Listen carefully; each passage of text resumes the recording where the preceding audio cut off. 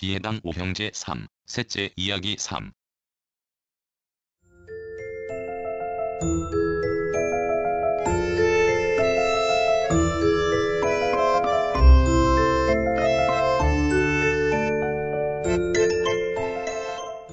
우리의 기행 062-3, 봉화에서 떠나가고. 이 이야기의 주인공은 이 당시 동물가족인 바람이란 개여행 일기입니다. 먼저 일어난 것은 손님이고 그 다음이 나입니다. 손님은 인간이 깰까 조심스럽게 움직이는 궁전 문을 닫고 새벽 산책에 나섭니다. 내가 따릅니다. 약수터로 가는 길을 우리는 걷습니다. 손님은 수정같이 맑은 물이 흐르는 계곡에 넋이 나간 것 같습니다. 아무도 없는 약수터에서 우리는 시원한 물을 받아 벌컥벌컥 마시고 동네를 구석구석 돕니다. 산책을 하고 움직이는 궁전에 도착하자 인간이 일어나 새벽 담배질을 하고 있습니다. 맨바닥에는 어제 저녁을 먹은 그릇이 너저분합니다. 손님이 그릇을 챙겨 식수대에 가서 설거지를 합니다. 아프지, 우리가 해야 하는 것 아니에요? 누가 뭐래? 그런데 왜 가만히 있어요? 좋아서 하겠다는데 누가 말리겠어? 인간은 이렇습니다. 미안한 마음에 나는 손님이 설거지를 할 때까지 기다렸습니다. 밥은 인간이 지었습니다. 어제 먹은 국물과 김치 딱 2가지로 아침을 먹고 우리는 오토바이를 타고 산에 갑니다. 인간이 나를 안았습니다. 손님은 그가 가져온 작은 괭이, 인간은 긴 자루괭이, 나는 앞발괭이를 챙겼습니다. 저수지를 지나 우리는 어느 좁은 길로 접어들어 야산에 올랐습니다. 잔대가 보입니다. 인간이 손님에게 설명하고 그가 사진을 찍으며 눈으로 익힙니다. 내일이 손님의 딸아이 생일입니다. 그는 사랑하는 딸에게 케이크 대신 산도라지를 선물하고 싶다고 말했습니다. 그의 소박하지만 의미 있는 선물을 준비하기 위해 우리가 함께 행동에 나선 것입니다. 잔대를 발견한 곳은 산도라지가 좋아하는 흙입니다. 아무리 찾아도 한 싹도 보이지 않습니다. 형, 꽃이 피었나요? 다른 곳은 피었지만 여긴 아닐 수 있어. 인간이 애매모호하게 말한 것은 이곳이 교목과 관목이 무성하고 게다가 덩굴 식물마저 흔하기 때문입니다. 이런 곳에 사는 기작은 식물은 그늘로 인해 개화기가 다르기 때문입니다. 손님은 욕심을 내지 않고 직접 캔 산도라지새 뿌리를 딸아이의 생일 선물로 준비하겠다고 했습니다. 오래된 삽주가 보입니다. 삽주 뿌리 덩이가 굵습니다. 삽주와 둥글레를 몇 싹 채취하고 우리는 하산하여 다른 곳에 올랐습니다. 이것도 야산입니다. 여전히 찾는 산도라지가 보이지 않습니다. 대신 잔대를 여러 뿌리 캐고 투덜거리며 우리는 등성이로 올랐습니다. 사람이 다닌 흔적이 있는 산길입니다. 인간이 산길에서 몇 미터 우측 산자락으로 이동하여 나란히 걷습니다. 몇 분이 지나 인간이 손님을 불러 괭이로 한 식물을 가리킵니다. 꽃이 피지 않은 산도라지입니다. 이것도 손님은 사진을 찍습니다. 조심해서 캐라 말하고 인간이 저만치 앞서 산을 살핍니다. 사람이 밟은 부러진 산도라지 싹이 바닥에 깔린 것을 보았습니다. 그것은 인간이 직접 채취했습니다. 이제 한 뿌리만 더 캐면 됩니다. 캔 도라지를 들고 인간이 발길을 되돌립니다. 저만치서 손님이 희죽거리며 뭔가 지켜듭니다. 그도 한 뿌리를 찾은 것입니다. 우리는 바로 하산하여 움직이는 궁전으로 향했습니다. 캔 도라지 새 싹을 자랑스럽게 생각하며 손님이 떠날 준비를 합니다. 나는 섭섭한 기분이 들어 마구 짖었습니다. 하늘에는 다양한 구름이 떠 있습니다. 떠나기 전 우리 셋은 기념사진을 찍었습니다.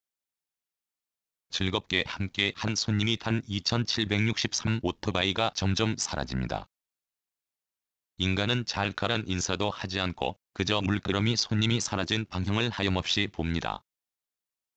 나는 컹컹 짖으며 잘 가라고 보이지 않을 때까지 언덕에서 외쳤습니다. 이제 우리 둘입니다. 누군가 왔다가 가면 우리는 가슴이 허전합니다. 손님이 떠난 지 얼마 되지 않아 빗방울이 뿌립니다. 걱정이 되어 전화를 걸려고 할 때 간 손님이 다시 왔습니다. 우리는 반가웠습니다. 그의 말에 의하면 무야에는 비가 많이 내리고 하늘이 시커멓다고 합니다. 우리는 그 길로 봉화읍에 나들이 갔습니다. 모처럼 우리는 음식점에서 점심을 해결하고 마트에 갔습니다. 들깻잎과 부침가루, 풋고추의 요것저것을 우리는 샀습니다. 계산은 손님이 했습니다. 보금자리에 도착하여 손님이 솜씨를 보입니다. 먼저 들깻잎 튀김을 만들었습니다. 그것을 안주로 문경 오미자 막걸리를 먹습니다. 분홍빛이 도는 이 막걸리는 좀 탁하고 오미자 향이 제법 강합니다. 풋고추도 마찬가지로 튀겼습니다. 주인이 손님에게 대접을 받는 꼴입니다. 나는 고소한 냄새에 반해 턱 밑에 얌전하게 앉아 기다립니다. 인간이 아닌 손님에게 시선을 두었습니다. 그가 음식을 만들기 때문입니다. 각자 한 병씩 다 비울 즈음에 비가 그쳤습니다. 흐린 하늘이 점점 맑아집니다. 손님이 또 떠날 준비를 합니다. 한 사람과 하루에 우리는 2번 이별을 합니다. 붕붕 소리가 점점 사라지고 다시 우리는 둘입니다. 아무튼 그가 무사히 청도에 도착하리란 것을 우리는 믿습니다. 손님이 가고 얼마 되지 않아 흰 머리카락이 더 많은 소갈머리 없는 남자가 왔습니다. 그때 인간은 전화를 받고 있었습니다.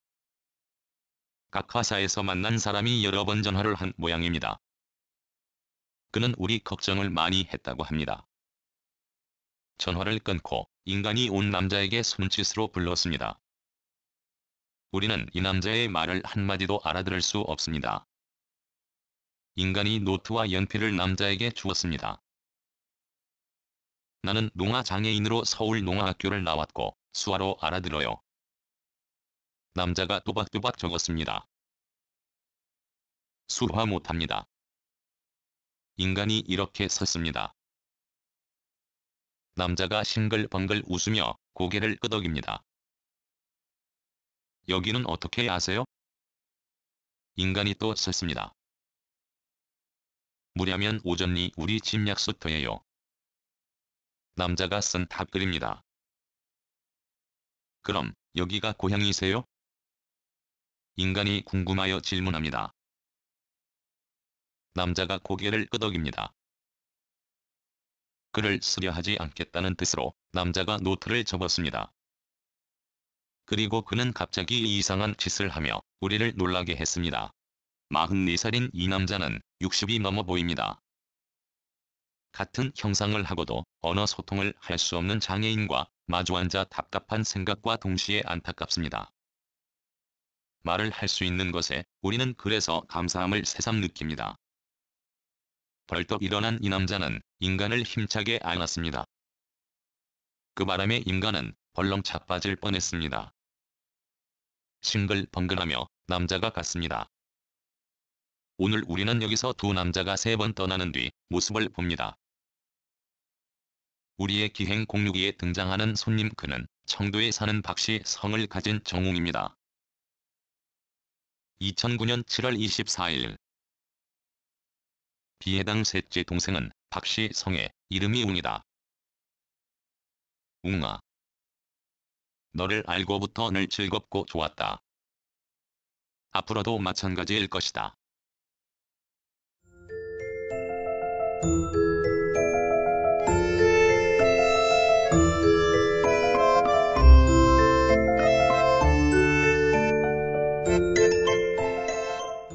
글 모든 것으로부터 자유인 무학 낭독, 글 읽어주는 강지식. 들어주셔서 고맙습니다.